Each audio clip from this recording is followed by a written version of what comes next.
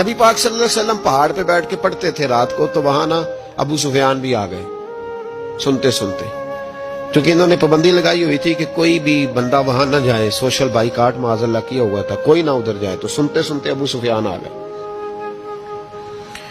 کہتے ہیں حضور قرآن پاک پڑھ رہے تھے تو مجھے لطف بڑا آیا سننے کا، تو وہاں ایک قریب جھاڑی تھی، تو ابو سفیان جھاڑی میں بیٹھ گئے۔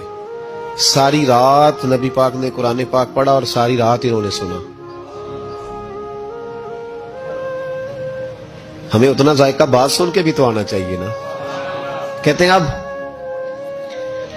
مجھے نہیں پتا تھا کہ اخنس بن شریک بھی کہیں آیا ہوا ہے، اس نے بھی وہی بھی یہ دیکھنے آیا کہ کہیں کوئی وہاں آیا ہوا تو نہیں، وہ بھی کسی کونے میں جھاڑی میں بیٹھ گیا، حضور قرآن پاک کی تلاوت فرماتے رہے، وہ ساری رات سنتا رہا۔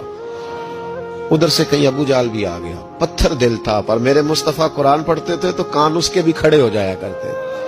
ساری رات تلاوت سنتے رہے، تینوں پکے کافر جھاڑیوں میں بیٹھ کر تلاوت سنتے رہے۔ صبح جب جانے لگے تو ملاقات ہو گئی۔ تو کدھر آیا تھا؟ اس نے کہا پہلے تو بتا، تو کدھر آیا تھا؟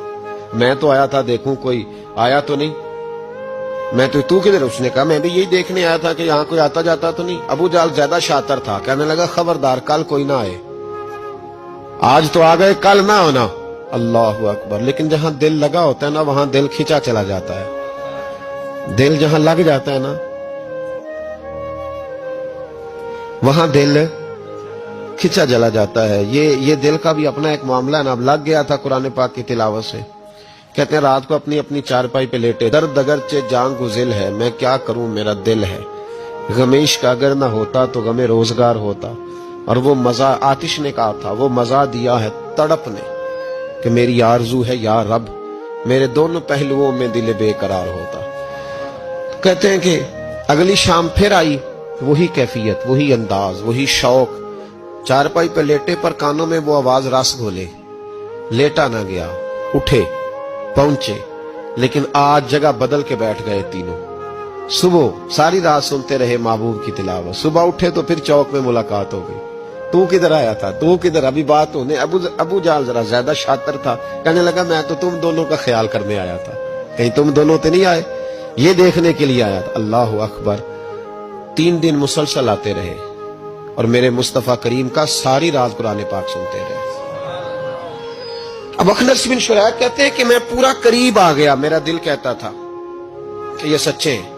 کہتے میں نے تیسرے دن مشورہ کیا، میں نے کہا یار پتا تجھے بھی ہے مجھے بھی ہے کہ نہیں آنا، پر ان کی آواز ایسی ہے، وہاں لذت ایسی ہے، نہیں نہ رہا گیا تجھ سے بھی۔ مان کیوں نہیں جاتا کہ ساری باتیں اپنی جگہ پر ان کی بات کانوں سے ہو کے دل میں اترتی چلی جاتی ہے، مانتا کیوں نہیں؟ اخنس بن شریک کہتے میں پورا قریب آ گیا، پر ابو جال نے مجھے پھر گمراہ کیا۔ کہنے لگا یار یہیں رہے ہیں، بچپن بھی یہیں گزارا ہے، معاذ اللہ 2 ہاتھ ہیں 2 آنکھیں ہیں، سارا کچھ وہی ہے، کان پٹیاں سفید ہوئی ہیں، تو کہتے میں اللہ کا نبی ہوں معاذ اللہ۔ اس نے وسوسہ اندوزی کی تو کہتے میں پھر بیک ہو گیا۔ آپ کیوں نہیں اس شخص کو جانتے جو وسوسہ اندوزی کرتا ہے؟ آپ اس جگہ کیسے چلے گئے جہاں وسوسہ اندوزی ہوتی ہے؟ یاد رکھیں اس جگہ جائیں جہاں جانے سے دل صاف ہوتا ہے، جہاں جانے سے دل کا زنگ اترتا ہے، آپ کے وسوسے دور ہوں گے۔ وہاں جائیں جہاں ایمان کی، یقین کی، تیقن کی دولت بڑھتی ہے۔ کیوں وہاں جاتے